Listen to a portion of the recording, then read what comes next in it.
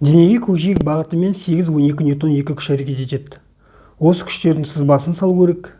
Неше нұсқасы бар, әр нұсқа үшін тең әрекет күш табу керек.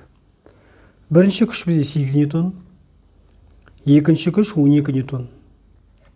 Бірінші нұсқа күштер бір бағытта болуы мүмкін. F1, F2.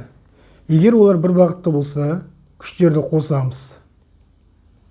Сонда 8 ньютон қосамыз 12 ньютон, 20 ньютон. Тең әрекетті күш. Екінші нұсқа күштер қарама-қарсы бағытта болуы мүмкін. F1, F2. Бұл жағдайда тең әрекетті күш табу үшін үлкен күштен азайтамыз кіші күшті. 12 ньютон азайтамыз 8 ньютон, 4 ньютон.